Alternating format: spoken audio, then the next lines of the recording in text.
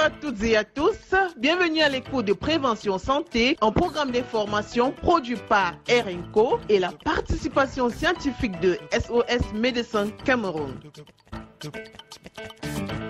Face à cette pandémie causée par le Covid-19, chaque action collective, mais aussi individuelle, est éminemment importante. Chacun doit faire sa part en toute conscience. Concernant le corps médical, ils sont aux côtés des malades, pendant que d'autres cherchent des solutions dans les laboratoires.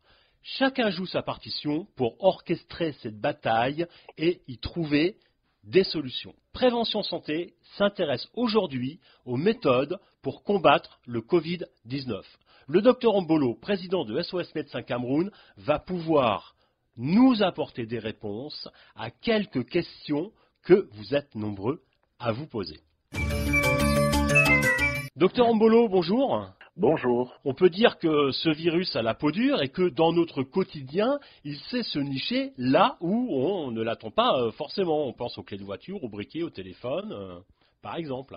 Oui, tout à fait, parce que c'est un aspect qu'il ne faudrait pas négliger. Outre les mesures barrières classiques qui sont maintenant de plus en plus connues par tous, il faut faire attention à ces objets du quotidien que l'on utilise de façon très machinale, très rapide, et qui peuvent aussi héberger le virus et donc constituer un pôle de contamination non négligeable. Que ce soit les écharpes, les clés de voiture, les chaussures, les lunettes, les téléphones portables, tous ces objets doivent être manipulés avec plus de soin et donc on doit faire gaffe à ne pas faire que cela constitue un facteur supplémentaire de contamination, surtout lorsqu'on est à domicile. Alors ce sont aussi des objets qui peuvent se prêter, on peut les poser, les gens peuvent les toucher. Est-ce qu'on peut imaginer, j'ai envie de dire, décontaminer un petit peu ces objets du quotidien? Comment on pourrait faire? Tout à fait. On s'est rendu compte qu'après la phase 1 de contamination, c'est-à-dire l'importation des cas, on s'est rendu compte qu'à la phase 2, qui est la phase intercommunautaire, plusieurs patients ne se rendaient pas compte de la façon dont ils auraient pu contracter le virus. Donc, une fois qu'on rentre à la maison, il faut avoir un dispositif pour ranger l'entreposage de tous ces objets qu'on utilise au quotidien, les téléphones portables, les masques, les chaussures, les vestes, les lunettes et autres. Il faut fabriquer une solution de décontamination qui est très facile à faire avec de l'eau chlorée, avec de l'eau de javel à 8 degrés. On peut la constituer à la maison avec une part d'eau de javel pour 4 parts d'eau et donc en faire suffisamment, compléter jusqu'à 1 litre voire davantage. On peut donc pulvériser, trouver un moyen de pulvériser le bas des chaussures, pulvériser les vestons, pulvériser ses clés de voiture, tout ce matériel qu'on utilise au quotidien pour les décontaminer. Pour le matériel qui tolère moins de l'eau, on peut le nettoyer avec une lingette imbibée de cette eau chlorée, une solution chlorée, pour pouvoir la décontaminer, y compris les téléphones portables, et en frictionnant fermement mais délicatement. Alors, l'idée, dans ce que vous êtes en train de nous dire, c'est que finalement, il faudrait peut-être aussi apprendre à changer nos habitudes pour faire face justement à ce virus. Et ça semble peut-être un petit peu plus difficile. Effectivement, il faut, en plus de tout ce qui a été dit, il faut maintenir ce réflexe du lavage soigneux des mains une fois qu'on rentre à la maison. Ça doit être le deuxième geste après avoir entreposé tous ces objets qu'on a touchés. Le deuxième geste à faire lorsqu'on est rentré de la maison. Je précise alors le lavage des mains se fait à l'eau propre et au savon idéalement et que la solution hydroalcoolique ne se justifie que lorsqu'on n'a pas la possibilité d'avoir accès à un point d'eau et à du savon. L'hygiène est un élément primordial pour lutter efficacement donc contre ce Covid-19. Mais comment faire justement dans un pays comme le Cameroun où parfois les coupures d'eau rendent justement ces normes d'hygiène finalement beaucoup plus difficiles? C'est un problème national et même d'ailleurs. Et même qui touche plusieurs pays en Afrique, oui, tout à fait. Ouais. Voilà, justement.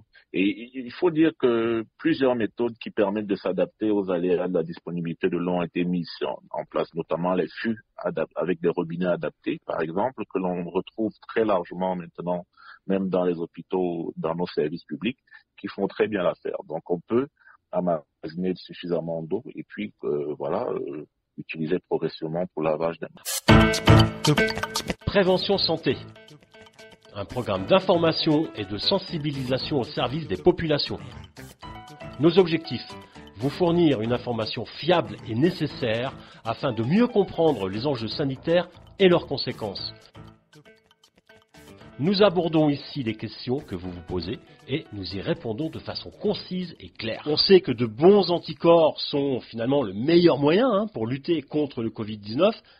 Docteur Mbolo, pouvez-vous nous donner quelques conseils qui vont au quotidien permettre de renforcer nos anticorps? Ce qui permet de renforcer le système immunitaire, parce qu'on l'a dit déjà, le coronavirus ne prolifère pas dans un organisme qui a un système immunitaire suffisamment fort, du moins pas en général. Il faut avoir une bonne condition physique, c'est-à-dire entretenir son corps.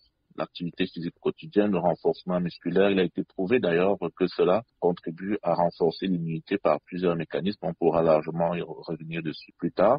Il faut maintenir son état d'hydratation, un bon état d'hydratation. En réalité, le virus qui se développe dans les voies aériennes supérieures a du mal à se proliférer lorsque les muqueuses sont bien humidifiées. Donc, plus on s'hydrate, plus on se donne des chances de pouvoir éliminer ou résister à une prolifération du virus. Évidemment, tout cela associé à un apport énergétique, bien sûr alimentaire suffisamment optimal, manger convenablement, l'apport glucidique, les féculents, les céréales et bien sûr les fruits et légumes qui ont une bonne teneur en vitamine C et en eau. Je pense notamment aux agrumes, tout ce qui est orange, pamplemousse, mandarine, pomelo, citron, clémentine et autres. Et bien sûr, sans oublier vraiment les légumes qui sont consommés au quotidien. Faut non plus négliger parmi ces fruits, les fruits qui ont une bonne teneur en vitamine C comme la papaye, la goyave, les pastèques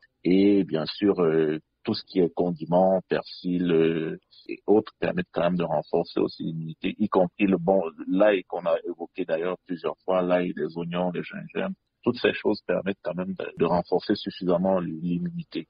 Donc il faut vraiment être vigilant sur son alimentation et revenir, j'ai envie de dire, à des produits qui sont finalement des produits de base, mais qui aujourd'hui ont vraiment toute leur importance. Tout à fait, tout à fait. Faut consommer naturel et bio.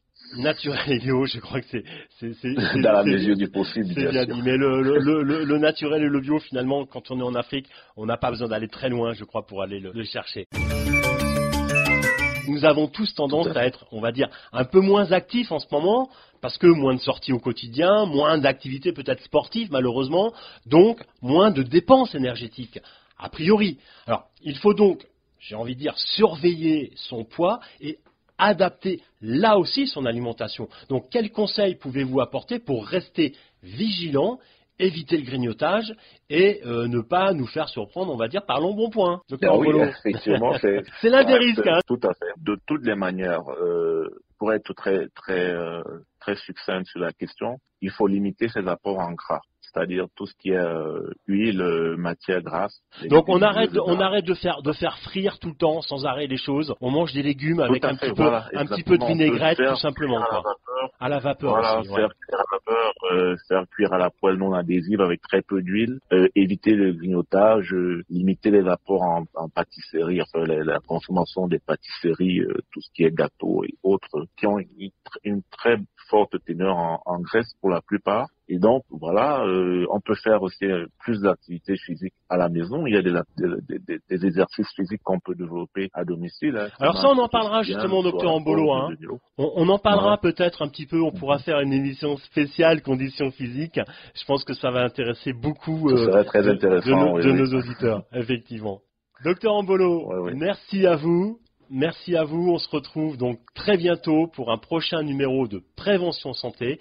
En attendant, restez vigilants, adoptez les bons comportements, prenez soin de vous et des autres. Merci à tous. Merci à tous les partenaires qui permettent de faire vivre ce programme et plus particulièrement à l'équipe des SOS Médecins Cameroun et à son président, le docteur Mbolo. Merci également à Sino Media et à son équipe du JDC, le journal du Cameroun, où vous pouvez d'ailleurs retrouver le podcast de ce programme en ligne. Si vous avez des questions à poser concernant notre programme Prévention Santé, envoyez un mail à wilsonafrique@gmail.com et nous répondrons à vos questions dans cette émission.